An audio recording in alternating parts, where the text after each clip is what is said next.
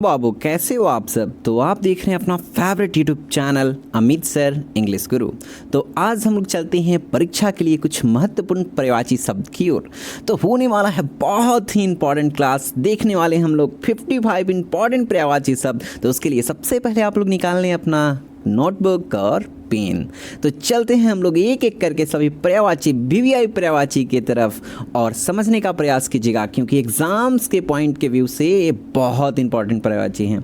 तो चलते हैं सबसे पहला पर्यायवाची की शब्द की ओर। और एक बातें हम बताते चलें आपको कि पर्यायवाची का मतलब क्या होता है, इसको समझ लें, ज़्यादा आसान होगा इसको याद करना। किसी भी चीज़ों को सबसे पहले समझा कीजिए, जब आप समझ जाओगे तो उसे याद रखना आसान होगा, जब आप नहीं समझोगे तो उसे याद रखना भी मुश्किल होगा। तो एक बात समझा देते हैं, पर्यायवाची का मतलब होता है प्रायः इन शब्दों के जगह पर दूसरे शब्द का प्रयोग किया जाता है और उन सारे शब्दों को उस शब्द का पर्यायवाची कहते हैं। जैसे आदमी के जगह पर कोई कह देता है कि मानव, ऐसे मतलब जैसे यहाँ पर अग्नि है तो मेरे घर में तो आग कहा जाता है, कहीं भी आग लगता है तो कहता है लोग क्या आग लग गया है, लेकिन उसको अग्नि भी कह सकते हैं ना, अग्नि।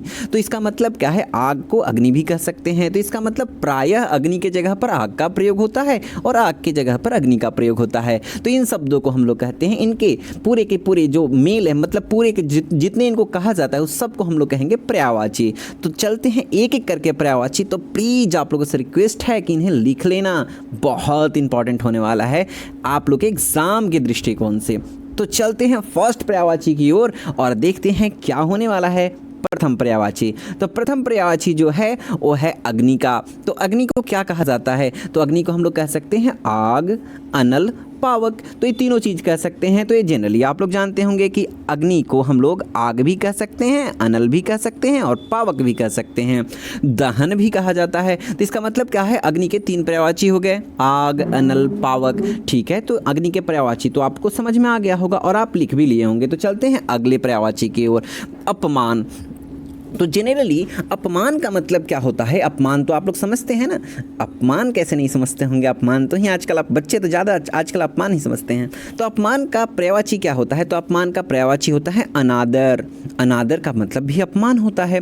अवज्ञा, अवज्ञा भी अपमान ही हो गया। अवहेलना, तो अवहेलना भी अपमान हुआ। और तिरस्कार, तो अपमान के जगह पर इन शब्दों का भी प्रयोग किया जा सकता है। तो इसका मतलब अपमान का 4 यहाँ पर्यायवाची दिया हुआ है। उसके बाद सबसे इंपॉर्टेंट और अच्छा एक चीज़ें हैं आभूषण। तो जनरली आभूषण बहुत कम प्रयोग होता है। जैसे हम लोग जिस क्षेत्र से रहते हैं उसमें तो कहा जाता है गहना कितना है। तो इसका मतलब क्या है कि आभूषण के जगह पर हम लोग गहना भी प्रयोग करते हैं, या जेवरात, जेवर हम लोग कहते हैं। तो जेवर का मतलब भी हो गया आभूषण ही, गहना का मतलब भी हो गया आभूषण।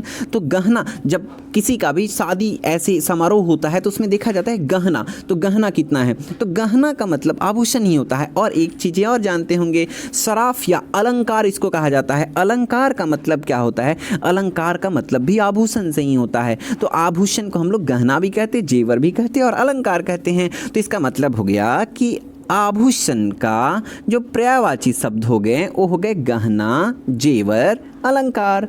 तो अब चलते हैं हम लोग फोर्थ नंबर क्वेश्चन की ओर, अहंकार।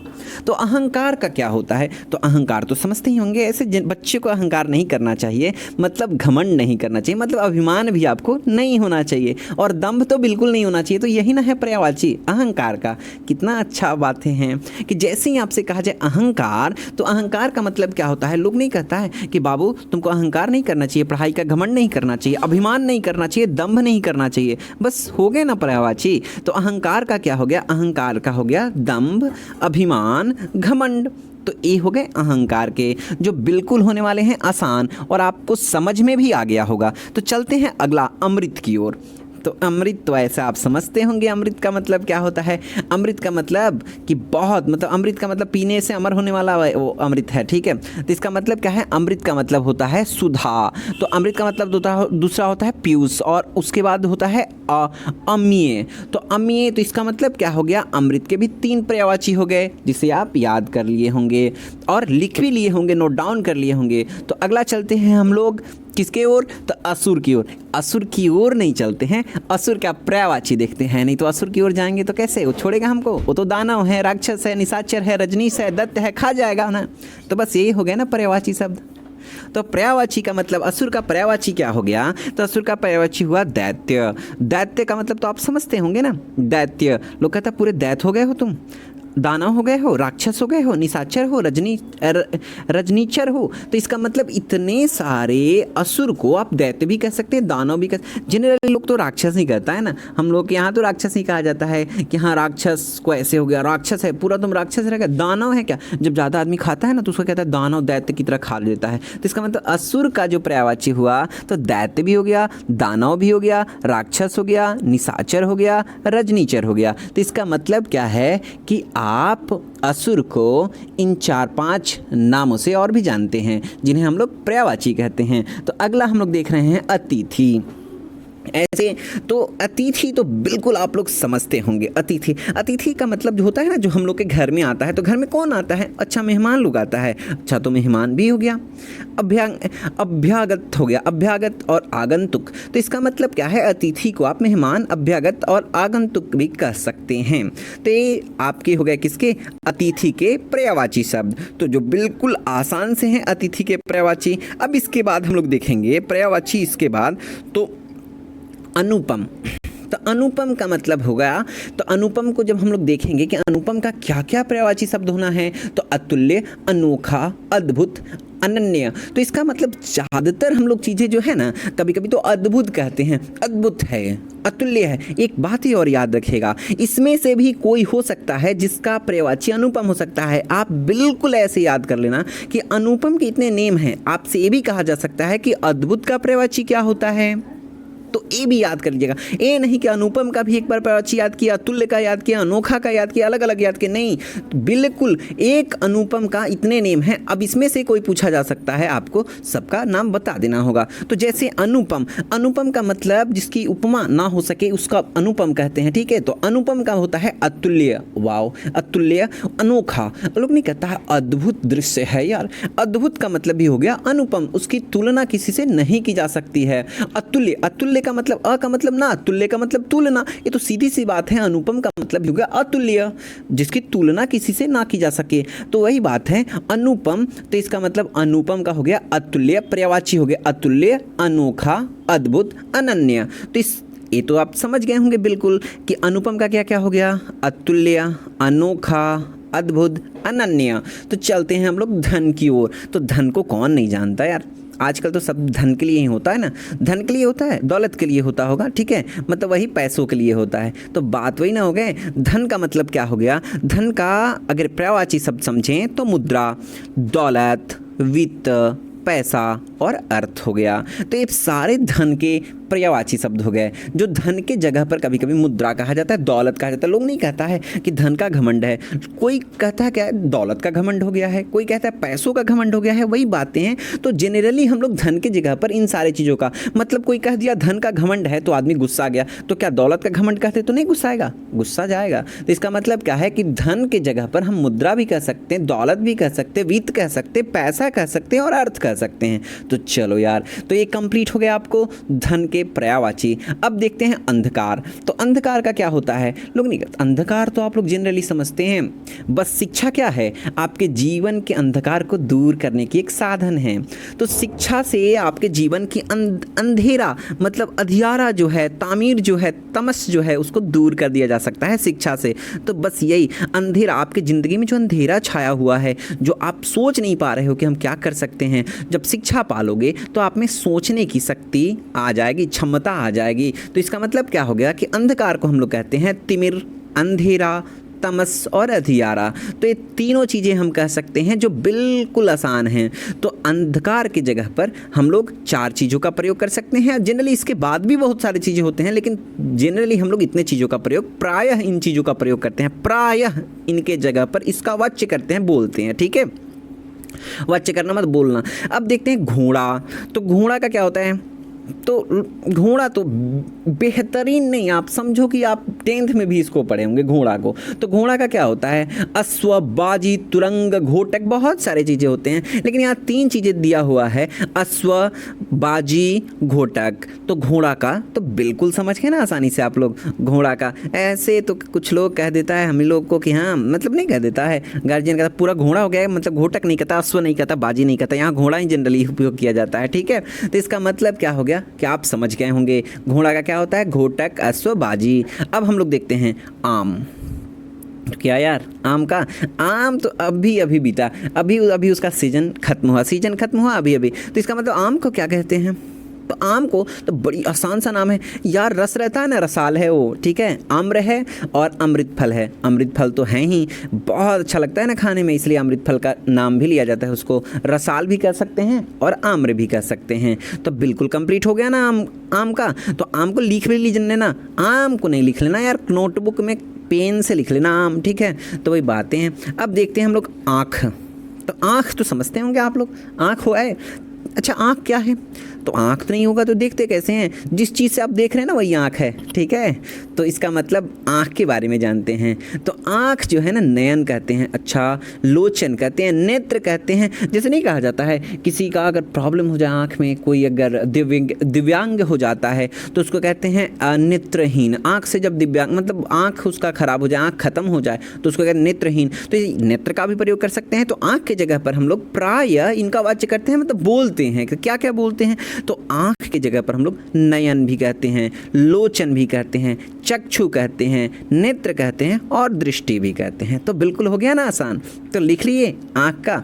अब चलते हैं हम लोग अगला, आकाश की ओर। आकाश की ओर नहीं जाते हैं यार, मतलब आकाश के पर्यायवाची की ओर जाते हैं। तो देखते हैं आकाश क्या है। तो आकाश का मतलब, अच्छा वही आकाश, गगन वाला, अंबर, आसमान। अच्छा, हम लोग तो आसमान ही कहते हैं कि आसमान में ऐसा बादल छा गया है। तो आकाश जो होता है ना, आकाश को हम लोग नभ भी कहते हैं। जैसे कुछ चिड़िया होते हैं नभचर। अच्छा, तो इसका मतलब नभचर का मतलब उड़ने वाला, ऊपर वाला। ठीक बातें हैं, तो वही हम लोग कह रहे हैं, आकाश का मतलब हो गया नभ, गगन, अंबर, व्योम और आसमान। हम लोग तो आसमान बोलते हैं, तो वही बातें हैं। आकाश का नभ भी कह सकते हैं, गगन कह सकते हैं, अंबर कह सकते हैं, व्योम कह सकते हैं और आसमान कह सकते हैं। तो बिल्कुल समझ गए ना, तो लिखते चलना बाबू, एक बात याद रखना, इसको लिख लेना, ये बहुत इंपॉर्टेंट पर्यायवाची शब्द हैं और आप लोगों को याद भी हो जाएगा अगर ढंग से सुन ले मेरी बातों को तो। और याद रखना, कभी भी किसी को ना रिलेट करके, मतलब समझ करके देखो। ठीक है, समझ करके देखो, मज़ा आएगा पढ़ने में भी और याद भी हो जाएगा ना।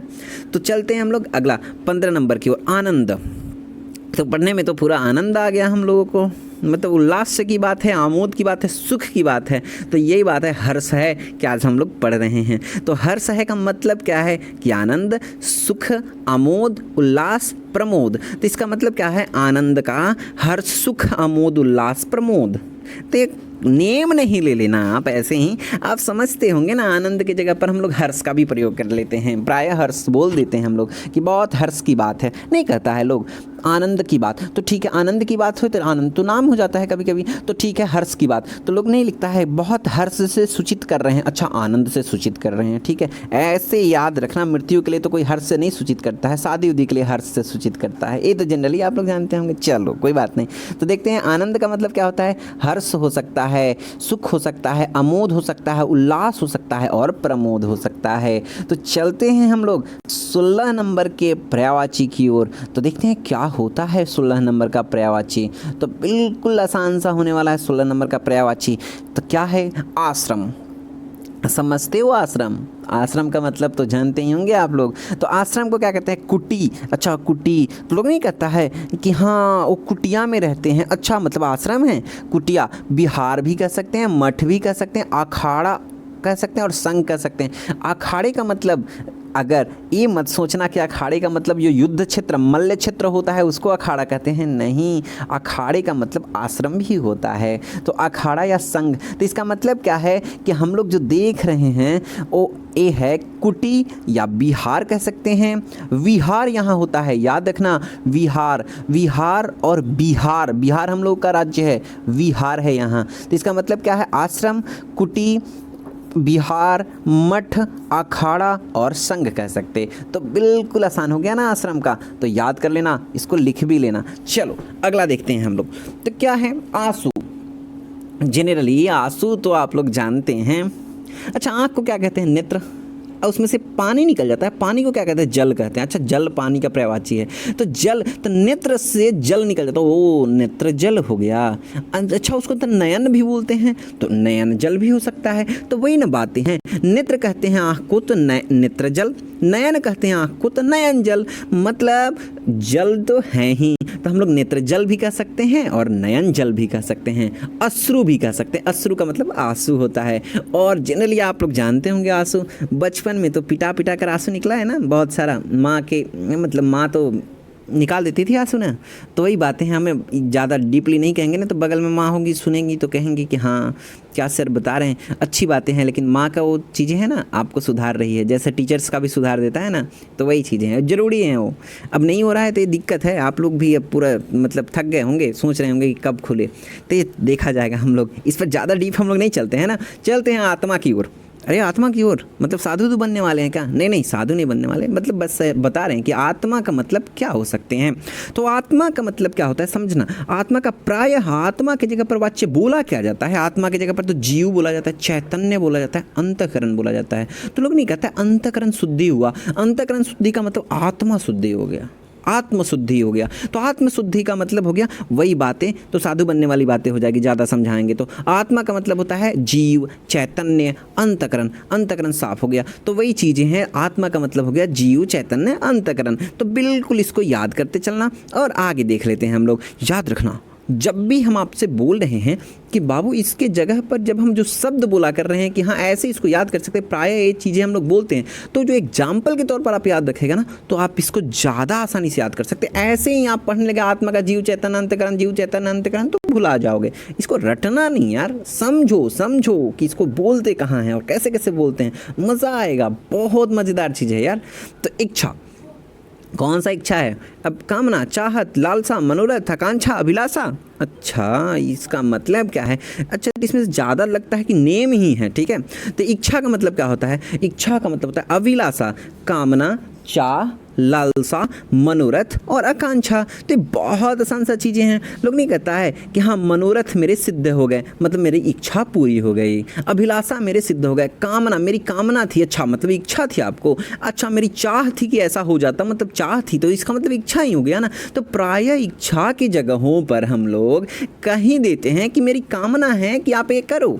जैसे मेरी कामना है कि आप लोग 99 ला दो हिंदी में, ठीक है, इंग्लिश में 99 ला दो। तो इसकी मतलब क्या हो गया कि इच्छा है, मेरी चाहत है, मेरी लालसा है, मेरी कामना है। तो इसका मतलब क्या है? वही इच्छा की जगह पर हम लोग अभिलाषा, कामना, चाह, लालसा। जैसे माँ बाप की आपसे चाह है, आपसे लालसा है, आपसे आकांक्षा है, आपसे इच्छा है कि आप बहुत अच्छे बनोगे, ये उम्मीद है उन लोगों को, ठीक है। तो इसका मतलब इच्छा की जगहों पर अभिलाषा, कामना, चाह, लालसा, मनोरथ। जैसे ही जब आए ना एग्जाम्स में भी आए कि इच्छा का क्या होगा, तो आप सोचना कि मेरी माँ का इच्छा क्या है हमसे बनने का। तो मेरी माँ का इच्छा है कि हाँ मेरा बेटे, मतलब मेरी माँ का चाहत है, मेरी माँ का आकांक्षा है, मेरी माँ का कामना है कि हमें चीज़ें बन जाए, अभिलाषा है ये चीज़ें बन जाए। तो आपको याद हो जाएंगे और बिल्कुल आप लिख पाओगे। तो चलते हैं हम लोग इंद्र की ओर। तो इंद्र मतलब भगवान। तो इंद्र भगवान को तो जानते ही होंगे आप लोग। तो इंद्र भगवान कौन है? तो इनको कहा जाता है मतलब सुर,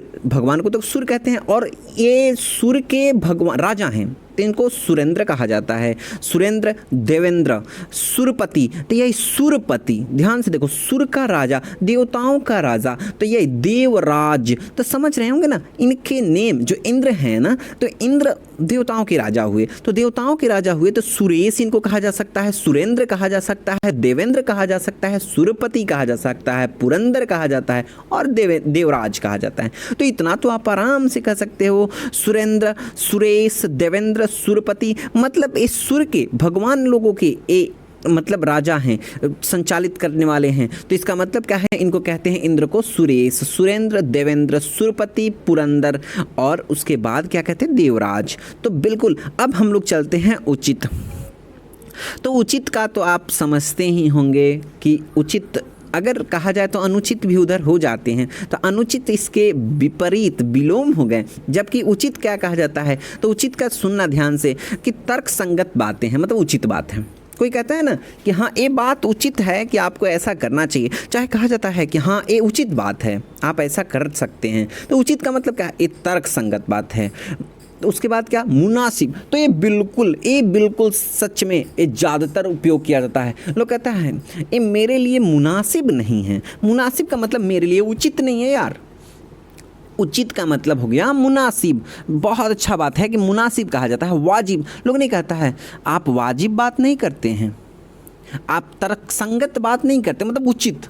उचित का मतलब बहुत आसान सा बातें हैं। और याद रखना इन सब चीज़ों को ना हम ज़्यादा अच्छा से इसलिए समझा रहे हैं कि इस सब का ज़्यादातर पर्यायवाची याद रखना थोड़ा सा लगता है, भूल जाते हैं हम लोग, तो इसीलिए इसको थोड़ा सा अच्छा से याद करना। ऐसे उचित का ना सोचना कि उचित बात है, अच्छा ये उचित बात है। उचित बात का मतलब क्या है, तर्कसंगत बात है, वाजिब सा बात है। अच्छा वाजिब बात है, वाजिब का मतलब उचित ही हो गया ना। मुनासिब बात है, मेरे मुनासिब बात है, मेरे मतलब उचित बात है। चलो, तो उचित का मतलब हो गया मुनासिब, वाजिब, तर्क संगत। चलो अगला देखते हैं हम लोग, ईश्वर।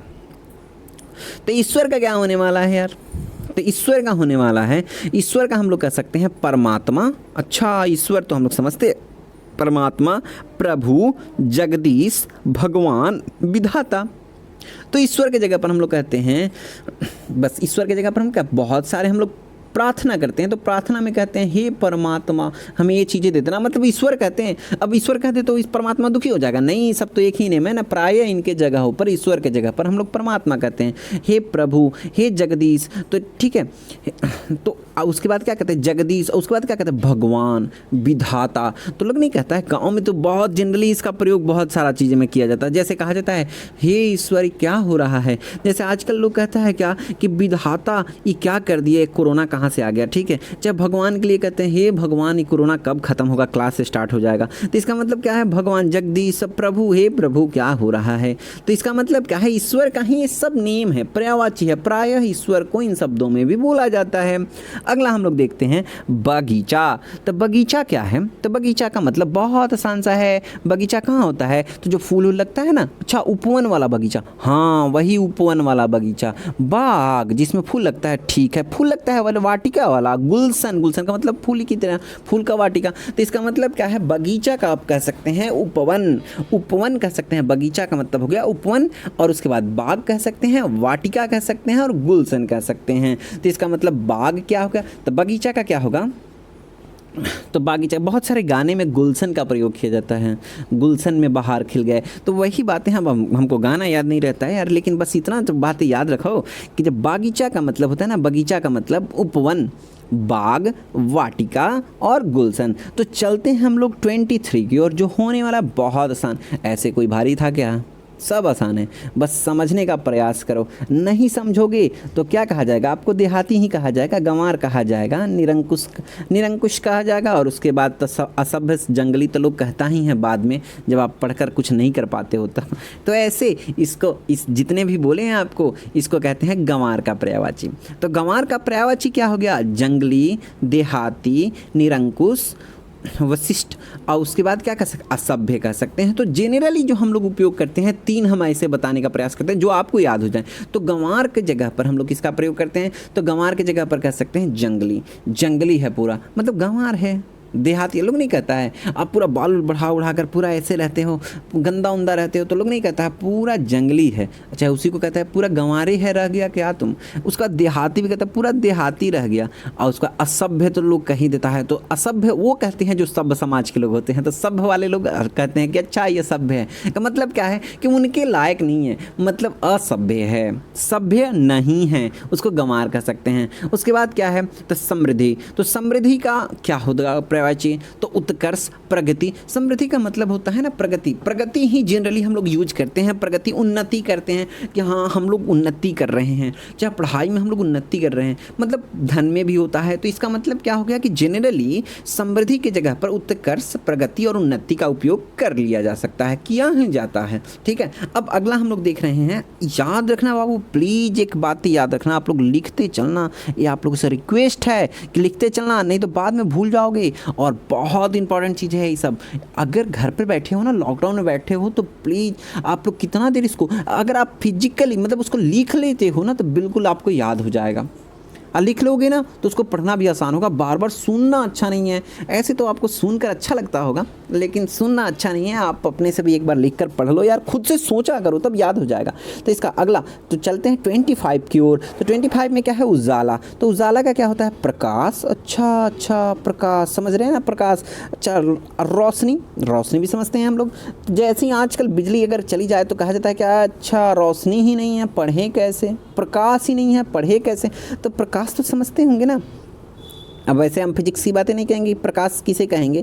तो इसका मतलब चांदनी। तो चांदनी तो समझते होंगे। तो इसका मतलब उजाला का आप क्या कह सकते हैं? प्रकाश कह सकते हैं, रोशनी कह सकते हैं, चांदनी कह सकते हैं। तो उजाला का हम लोग प्रकाश, रोशनी, चांदनी तीनों कह सकते हैं। उजाला की जगह पर इन चीज़ों का प्रयोग किया जाता है और जनरली हम लोग घर में भी ऐसे ही बोलते हैं। तो चलते हैं हम लोग आगे, देखते हैं बाबू कि क्या है उत्तम। उत्तम तो समझते हैं ना, उत्तम विचार है, अच्छा बढ़िया विचार है आपका, अच्छा विचार है, उत्कृष्ट विचार है। मतलब लोग क्या कहता है कि जैसे इसके पहले वाले हम कह रहे थे प्रकाश, रोशनी, चांदनी, अच्छा तो ये उत्तम बातें हैं। उत्तम बातें हम क्या मतलब? उत्तम बातें मतलब नहीं समझे, आप कह रहे हैं कि उत्तम बातें हैं, ओहो, तो इसका मतलब हमारे कहने का मतलब अच्छा बात है। अच्छा भी नहीं समझे तो श्रेष्ठ बात है, बढ़िया बात है, बढ़िया बात है। तो इस सारा चीज़ें जो है ना उत्तम का ही है पर्यायवाची। पर्यायवाची में यहाँ पर उत्तम की जगह पर श्रेष्ठ भी बोल लेते हैं, अच्छा बोलते तो श्रेष्ठ बोल सकते, अच्छा बोल सकते, बढ़िया बोल सकते, उत्कृष्ट बोल सकते। तो उत्तम के पर्यायवाची क्या क्या हो गए? श्रेष्ठ हो गए, अच्छा हो गया, बढ़िया हो गया, उत्कृष्ट हो गया। अगला हम लोग क्या देखते हैं? तो रिश्वत। तो रिश्वत तो समझते ही होंगे ना, जो टेबल के ऊपर से लिया जाता है वो रिश्वत नहीं है, जो टेबल के नीचे से ले लिया जाता है उसको रिश्वत कहते हैं। ठीक है, तो बहुत आसान सा चीज़ें हैं कि रिश्वत क्या है। तो रिश्वत को कहते हैं उत्कोच, या कह सकते हैं आप घूस। तो जनरली हम लोग ज़्यादातर प्रयोग तो हम लोग घूस का ही करते हैं ना।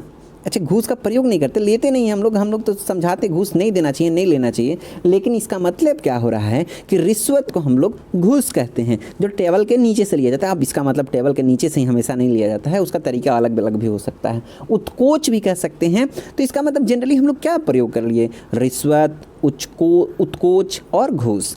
अगला देख रहे हैं हम लोग क्या? उत्पत्ति। तो बाबू तो ये बातें तो समझ गए ना। तो इसके बाद हम लोग जो उत्पत्ति देख रहे हैं, उत्पत्ति का मतलब क्या होता है? अच्छा, लोग कहता है कि ठीक है यहाँ से इसका उत्पत्ति हो गया। अच्छा, उत्पत्ति हो गया मतलब जन्म हो गया, पैदाइश हो गया, उद्गम हो गया, बस यही ना हो गया? तीन चीज़ें जो हो गए। तो प्रायः इस उत्पत्ति के जगह पर हम लोग कहते हैं, तो हम लोग थोड़ी कहते हैं कि बच्चे का उत्पत्ति हो गया। उत्पत्ति नहीं हुआ, जन्म हो गया। तो इसका मतलब क्या है कि इनके अलग अलग प्रयोग हो गए। तो जैसे ही आप कहने लगिएगा कि उत्पत्ति, तो उत्पत्ति में हम लोग क्या कहेंगे? उत्पत्ति में कहेंगे जन्म, उसके बाद क्या कहेंगे? पैदाइश, उसके बाद क्या कहेंगे? उद्गम। तो जैसे नदी निकलता है ना, तो वहाँ पर उद्गम कहते हैं हम लोग। उत्पत्ति का मतलब क्या होता है कि कोई चीज़ें निकलता है उसको उत्पत्ति कहते हैं। जन्म का मतलब आदमी का जब जन्म हो जाता है तो जन्म, पैदाइश, तो इसका मतलब सबका हो गया उत्पत्ति ही। तो इसका मतलब उत्पत्ति का जो पर्यायवाची जनरल लेते हैं हम लोग, तो उद्गम कह सकते हैं, पैदाइश कह सकते हैं और जन्म कह सकते हैं। अगला क्या है? उद्धार। तो उद्धार बहुत आसान सा चीज़ है, उद्धार और समझते होंगे आप लोग। तो लोग कहता है ना कि इसका उद्धार हो गया। उद्धार हो गया का मतलब उद्धार बाकी नहीं हो गया, ठीक है, मुक्ति हो गया, छुटकारा हो गया। यहाँ उद्धार, वो उद्धार अलग है और ये उद्धार अलग है, ठीक है।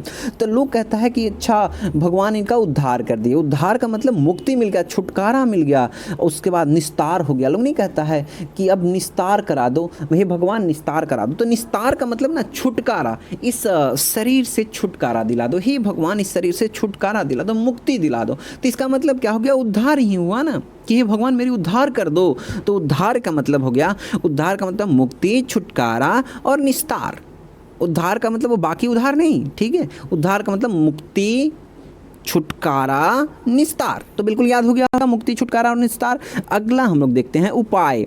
अच्छा, तो ये उद्धार जो होता है ना, आदमी का मुक्ति, छुटकारा, निस्तार जो होता है, तो उसके लिए कुछ उपाय करना पड़ता है ना। अच्छा, उपाय करना पड़ता है। क्या उपाय का मतलब? साधन, कोई तरकीब सोचना पड़ता है, प्रयत्न करता पड़ता है, युक्ति लगाना पड़ता है। अच्छा, इसका मतलब ये सब उपाय है। तो इस उद्धार के लिए तो हम ये उद्धार और इसको इसलिए ऐड करें, देखो कितना अच्छा से इसको सामंजस्य बैठाया गया है। मतलब एक जगह बैठाया गया है कि आपको एक जगह से दूसरी जगह पर जाने में समझ में भी ज़्यादा बेटर आएगा।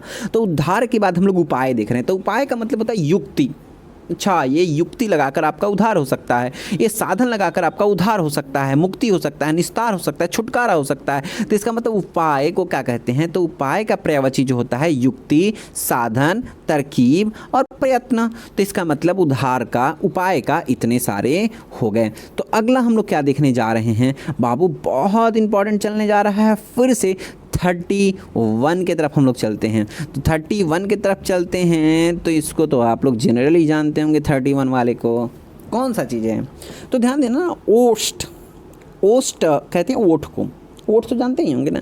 उस समय से चलाते चलाते मेरा मतलब दुख गया, क्या दुख गया? ओठ, होठ भी कहते हैं उसको, ठीक है, अधर कहते हैं। तो इसका मतलब ओठ की जगह पर हम लोग जनरली उपयोग जो करते हैं, ओष्ठ कर सकते हैं, अधर कर सकते हैं, होठ कर सकते हैं। उसके बाद क्या है? तो ओठ, अधर और होठ जो है, तो इस तो समझ गए हम लोग। तो ये कैसा है? तो ये उत्कृष्ट है, उत्तम है, उन्नत है। मतलब क्या है? उत्कृष्ट और उत्तम ही कह सकते हैं, उन्नत नहीं कह सकते, ठीक है। तो उत्कृष्ट और उत्तम का मतलब क्या होता है कि अच्छा, अच्छा ओठ का मतलब ये नहीं कि ओठ अच्छे हैं। हमारे कहने का मतलब ये है कि जनरली बातें इस ओठ से ना, लोग नहीं कहता है कि ओठ चला कि पिटाया है। इसका मतलब क्या है कि कुछ गलत ही बोलेगा। ओठ चलने का मतलब कुछ गलत बोलना, ठीक है। तो इसका मतलब लोग नहीं कहना तुम्हारा बहुत ओठ चल रहा है, मतलब कुछ उल्टा करने वाला है। उत्कृष्ट के जगह पर उत्कृष्ट का मतलब उत्तम होता है यार। तो जनरली हम लोग ज़्यादातर तो उत्तम का प्रयोग करते हैं कि उत्तम है, उत्कृष्ट है, उन्नत है, श्रेष्ठ है, उम्दा, बहुत बढ़िया। तो उत्कृष्ट का मतलब बढ़िया भी हो सकता है, उम्दा हो सकता है, श्रेष्ठ हो सकता है, उन्नत हो सकता है, उत्तम हो सकता है। चलो यार अगला चलते हैं हम लोग। औरत, तो जनरली हम लोग तो ये समझते हैं औरत, तो औरत कहाँ है, औरत कौन है? तो ये तो जनरली आप लोग अपने घर में देखते होंगे, मेरे घर में है, माँ बहन जो भी हैं ये औरतें हैं। तो माँ बहन औरतें हैं। तो औरत का मतलब क्या होता है? स्त्री। अच्छा, स्त्री, जोरू, जोरू को भी कहते हैं औरत, ठीक है। तो औरत का मतलब हो गया यहाँ औरत का पर्यायवाची, पर्याय क्या बोलते हैं औरत को? तो औरत का मतलब जिससे शादी करके आता है ना, तो वो औरत होती है। तो औरत जिसकी शादी हो गई रहती है, तो औरत को जनरली लोग कहता है स्त्री इसकी अच्छी नहीं है, जोरू इसकी अच्छी नहीं है, घर वाली इसकी अच्छी नहीं है, घर नहीं इसकी अच्छी नहीं है, मतलब इसकी औरत अच्छी नहीं है। इतना बोलने से अच्छा है कि बोले औरत अच्छी नहीं है। अगर ये बोल सकते हैं आप कि इसकी स्त्री या जोरू या घरवाली या घरनी इसकी अच्छी नहीं है, तो इसका मतलब क्या है? अच्छा, औरत अच्छी नहीं है। तो पूरा हो गया ना, स्त्री, जोरू, घरवाली, घरनी और औरत, तो पूरा कंप्लीट हो गया। तो औरत को हम कह सकते हैं स्त्री, जोरू, घरवाली, घरनी। अब चलते हैं हम लोग 34 की ओर। तो 34 में हम लोग क्या देखेंगे? तो यहाँ बहुत आसान सा चीज़ें हैं 34 में। तो 34 में क्या है? तो देखो ना, ऋषि। तो ऋषि को क्या कह सकते हैं? साधु कह सकते हैं, और मुनि कह सकते हैं, सन्यासी कह सकते हैं, तपस्वी कह सकते हैं। तो बहुत आसान सा चीज़ें हैं कि ऋषि का नाम, और ये जनरली आप लोग जानते होंगे, ऋषि को ना हम लोग जनरली साधु आजकल ज़्यादा कहते हैं हम लोग। तो साधु को कह सकते हैं, मुनि कह सकते हैं, ऋषि कह सकते हैं, और उसके बाद सन्यासी कह सकते हैं, तपस्वी कह सकते हैं। चलिए अगला हम लोग देखते हैं ऐश्वर्य। तो ऐश्वर्य का क्या होता है? तो ऐश्वर्य का होता है यार समृद्धि और विभूति। तो ऐश्वर्य का पर्यायवाची क्या होता है? समृद्धि और विभूति। तो जनरली आप लोग तो समझ गए होंगे ना, ऐश्वर्य का मतलब होता है समृद्धि या विभूति। लोग नहीं कहता है पूरा समृद्ध है, धन धान्य से समृद्ध है, अच्छा वही ऐश्वर्य। तो समृद्ध को ऐश्वर्य कहते हैं, मतलब पूरा ऐश्वर्य पूर्ण है। तो विभूति भी कह सकते हैं। अगला चलते हैं हम लोग किस पर? तो ये जनरली जो ऐश्वर्य था ना, राजा के लिए, समृद्ध राजा, ऐश्वर्य पूर्ण राजा है, तो इसका मतलब ऐश्वर्य राजा के लिए उपयोग किया जाता था पहले, तो अभी भी उपयोग किया जाता है। आपका अगर बढ़िया समृद्ध आप आदमी हैं तो तब अगला हम लोग देखते हैं क्या? 36 नंबर। 36 नंबर में क्या देखते हैं? तेज। तो तेज का मतलब क्या होता है? तेज का मतलब होता है शक्ति, बल्य, वीर्य, ओज। तो ये तो जनरली आप लोग समझते होंगे, इसमें ज़्यादा चीज़ हम कहने नहीं आएंगे कि हाँ तेज का मतलब शक्ति होता है। तो शक्ति अगर जिसमें है तो इसका कहता है बहुत तेज है इसमें। अच्छा, मतलब तेज को कहते हैं ओज, शक्ति, बल्य, वीर्य। तो इसका मतलब क्या है? आप लिखते चलना प्लीज बाबू, रिक्वेस्ट मेरा साथ में है, बार बार हम बोल भी रहे हैं कि आप इसको नोट डाउन कर लें, मतलब नोटबुक पर जरूर एंट्री कर लें, बहुत अच्छा होने वाला है क्योंकि सारा इंपॉर्टेंट आपको याद हो जाएगा। अगला चलते हैं हम लोग बाल, बाल की ओर। तो बाल तो समझते हैं ना, अच्छा बाल, तो बाल को तो हम लोग क्या कहते हैं? केस। अच्छा, मम्मी तो हम लोग यही कहती है ना, तुम्हारा केस बढ़ गया है। अच्छा, कभी कभी बाल भी कह देती है, बाल बढ़ गया है।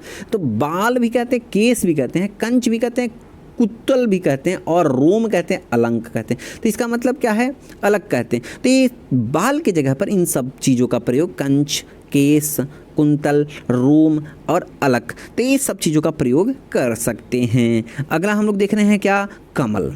तो कमल भी जो है ना, हम लोग 10th में इसका प्रयोग खूब किया करते थे, कमल का। तो कमल खूब प्रयोग किया करते थे, मतलब कमल ला के प्रयोग नहीं करते थे। कमल का पर्यायवाची शब्द हम लोग 10th में भी पढ़े हैं। तो चलो कोई बात नहीं, अभी देख लेते हैं हम लोग। तो कमल को क्या कहते हैं, तो नलीन, उसके बाद अरविंद, उत्पल, पंकज, सरोज, जलज, इस सारे कमल के ही नेम हैं। तो अगला हम लोग देखने क्या जा रहे हैं, 38 के बाद 39, और 39 में बहुत आसान सा चीज़ें होने वाला है। और ध्यान देना ना, कबूतर। तो कबूतर को जानते हो ना, कबूतर अच्छा सा उजला सा, जैसे ही कबूतर नाम आता है तो गुटरगु वाला बात आता है, गुटरगु करता है, और उसके बाद कबूतर ऐसे ही बोलता है वो, ठीक है। और क्या रहता है, उजला उजला, बहुत शांति प्रिय पक्षी माना जाता है, बहुत शांति पक्षी होता है, बहुत शांत होता है, ठीक है। कबूतर उसको कहते हैं। तो कबूतर, और तो कबूतर का मतलब हो गया ना, कबूतर को कहते हैं, कबूतर चिड़िया है तो उसको कपोत भी कहते हैं, उसके बाद रक्तलोचन भी कहते हैं और परावत भी कहते हैं। तो इसका मतलब तो बहुत आसान हो गया ना, कबूतर को आप कपोत कह सकते हैं, रक्तलोचन कह सकते हैं और परावत कह सकते हैं। अगला देखते हैं, तो कामदेव। तो कामदेव अब एक भगवान है, और कामदेव का क्या क्या नाम है ये समझ लीजिए। तो कामदेव को कहा क्या जाता है, तो रतिपति। अच्छा, रतिपति क्यों कहा जाता है, क्योंकि रति के पति हैं। अच्छा, इनके पत्नी का नाम रति था, तो रति के पति को कामदेव कहा जाता है। तो यही बात है। तो जैसे हम लोग शिव को, शंकर भगवान को क्या कह सकते हैं, उमापति। तो उमा के वो पति हैं, तो यही रति के ये पति हैं, तो इन्हें रतिपति कहा जाता है, मनोज कहा जाता है, अनक कहा जाता है और काम कहा जाता है। तो जनरली आप लोग समझ गए होंगे कामदेव को रतिपति क्यों कहते हैं। अगला हम लोग देख रहे हैं कंठ। तो कंठ का मतलब होता है गर्दन, गला। अरे बोलते बोलते मेरा गला सूख गया, गर्दन, गला सूख गया, गर्दन, गर्दन सूख गया का मतलब अलग हो जाएगा, गला सूख गया, ठीक है। तब ग्रीवा, तो कंठ कह सकते, कंठ को ना ग्रीवा कह सकते, गर्दन कह सकते और गला कह सकते हैं। तो अगला हम लोग देखते हैं 42 नंबर। तो 42 नंबर क्या होने वाला है, बहुत अच्छा है ये 42 नंबर, ध्यान से देखो, समझ में भी बिल्कुल आ जाएगा। तो चलो, कृपा। तो कृपा का मतलब क्या होता है, लोग नहीं कहता है, अच्छा दया कर दिए हैं तुम पर, कृपा कर दिए कि तुमको छोड़ दिए हैं, मतलब नहीं कहता है मारने वाला है, अब मारने वाला है, छोड़ दिया आदमी, तो बोला अच्छा तुम्हारा अनुग्रह मतलब दया कर दिए, करुणा आ गया, प्रसाद के रूप में तुमको छोड़ दिया, नहीं तो बहुत कूटते तुमको। तो कृपा का मतलब हो गया दया, करुणा, अनुग्रह या प्रसाद। तो बिल्कुल याद हो गया होगा ना कृपा। तो अगला हम लोग देखते हैं किताब। तो इसको तो आप लोग समझ गए होंगे।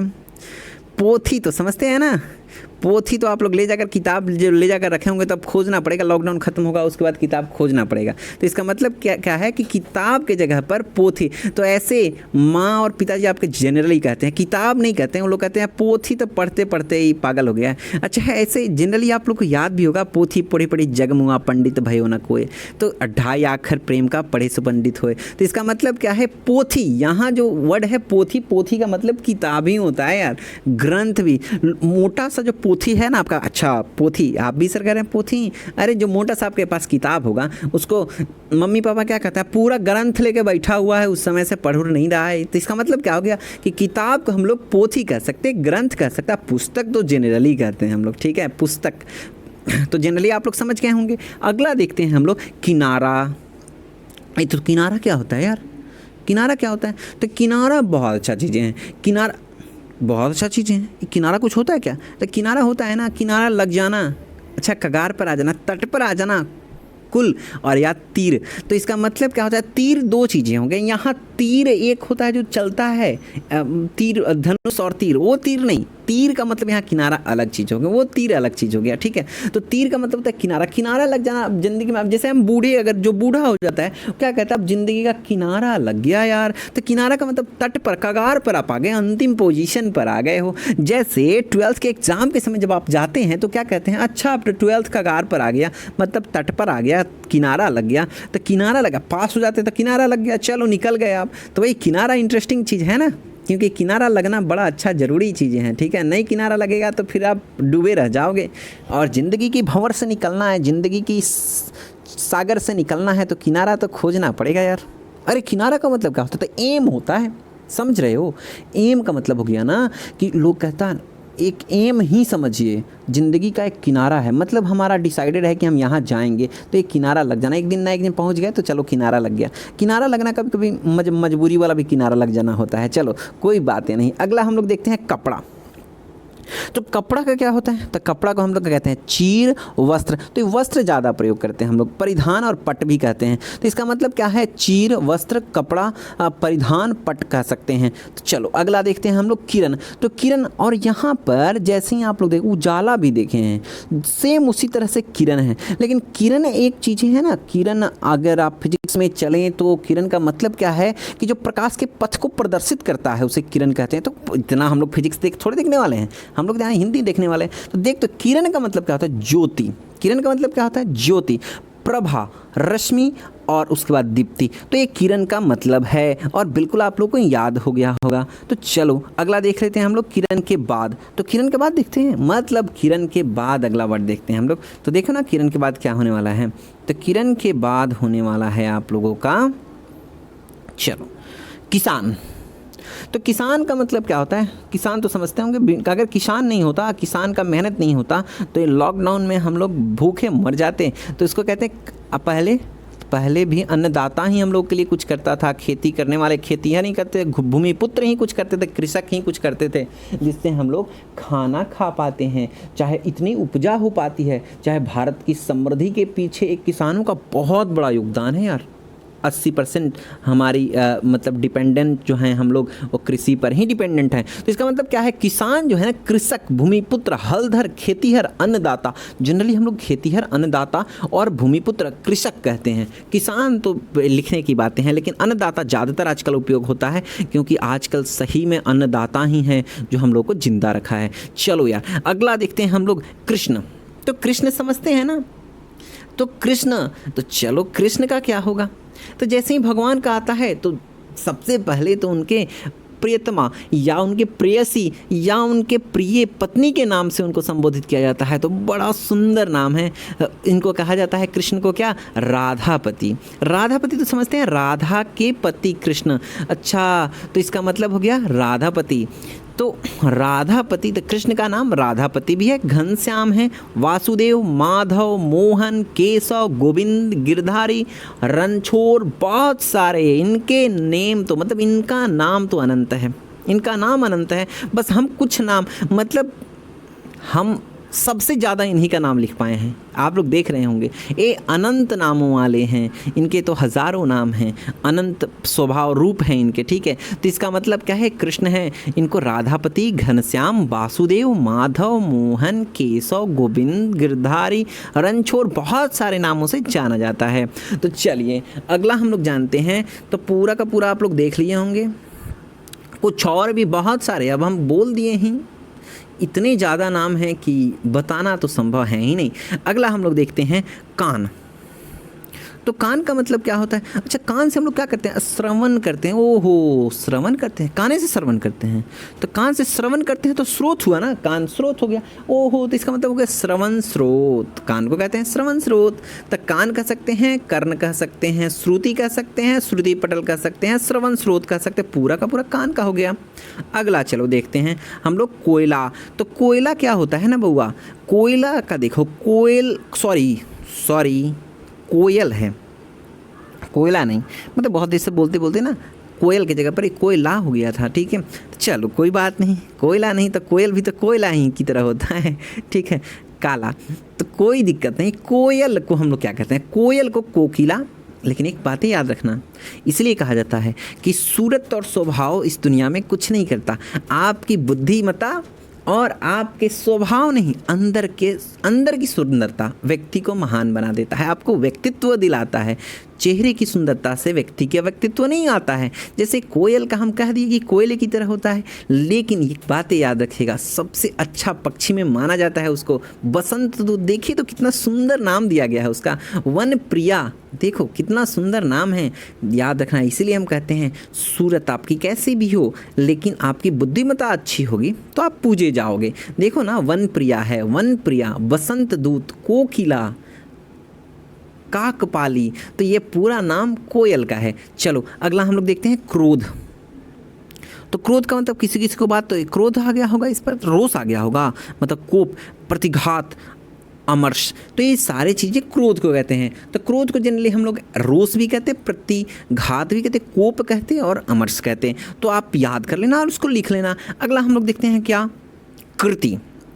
तो कृति का मतलब क्या होता है, कृति नेम भी है और कृति का मतलब होता है ना, कृति का मतलब होता है कि हम इनकी कृति बहुत है, ये बहुत अच्छे कवि थे, इनकी कृति ये है। तो कृति का मतलब उनका वहाँ लिखावट हो गया, जो कविता लिखे हैं ना उनकी कृति हो गए, मतलब उनके जाने के बाद भी उनकी प्रसिद्धि, उनका यश खत्म नहीं होगा। अच्छा, तो कृति का मतलब हो गया यश और प्रसिद्धि भी, मतलब कृति का पर्यायवाची क्या हो गया, यश और प्रसिद्धि भी। तो लोग नहीं कहता है कि ये रामधारी सिंह दिनकर का सर्वोच्च कृति है, जो मतलब उनके यश और प्रसिद्धि का ख्याति बनाते, मतलब यश और प्रसिद्धि भी है। तो इसका मतलब क्या है, कृति को यश और प्रसिद्धि भी कह सकते हैं। चलो यार, अगला हम लोग देखते हैं क्या, आकाल।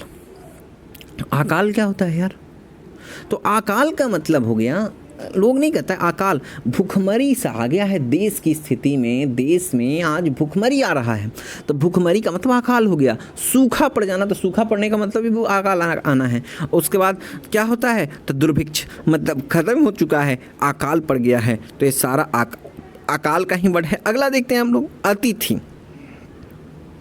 अतिथि का मतलब क्या होता है, मेहमान। एक बार हम लोग ऊपर भी देख चुके हैं इसको, और ये बिल्कुल आसान सा है ना, अतिथि। लोग नहीं कहता है अतिथि, अच्छा कौन आया, आजकल अतिथि आ जाता तो मुश्किल हो जाएगा यार। नहीं, अतिथि देवो भव, ये भारतीय संस्कृति है ना, हम लोग तो अतिथि को देवता मानते हैं। तो अतिथि देवो भव मतलब मेहमान देवो भव नहीं, मेहमान ही देवो भव है। पहुना, अरे कहा नहीं जाता है कि मतलब 1 महीना तक रहे तो पहुना, बाद में केहुना हो जाएंगे, बाद में ठेहुना हो जाएंगे। तो वही चीज़ें हैं। अतिथि का मतलब हो गया मेहमान, और पहुना भी कह सकते हैं, अभ्यागत भी कह सकते हैं, ठीक है, आगंतुक कह सकते हैं, बहुत सारे चीज़ें हैं। तो चलो कोई दिक्कत नहीं। अब हम लोग चलते हैं लास्ट, बहुत अच्छी बात। तो 55 नंबर में चलते हैं हम लोग। क्या कहते हैं 55 नंबर को, तो अगर ध्यान से देख लीजिएगा ना तो समझ में आ जाएगा 55 नंबर क्या कहता है, दूध। तो दूध का पर्यायवाची शब्द क्या होता है, तो दूध का पर्यायवाची शब्द होता है क्षीर, पय, गोरस। अच्छा गोरस, तो गोरस क्लियर है, गोरस का मतलब दूध, सरस, तो बिल्कुल आसान हो गया ना। तो चलो कोई बात नहीं, बहुत अच्छा। और ये भी आई रहा आपका, अगर आप समझ गए होंगे तो आपकी ज़िंदगी के लिए बहुत इम्पॉर्टेंट है। प्लीज़ याद रखना, आप हमेशा इसको याद रखना, बहुत आसान और बहुत अच्छा वीडियो रहा है। तो चलो कंप्लीट तो कर गए ना, चलो कंप्लीट कर गए तो देख लिए, तो अब इसको आप नोट डाउन बिल्कुल कर लिए होंगे। और मिलते हैं हम लोग नेक्स्ट वीडियो में, तब तक के लिए stay tune, Amit sir English गुरु, बाय। मिलते हैं नेक्स्ट वीडियो में, तब तक के लिए बाय।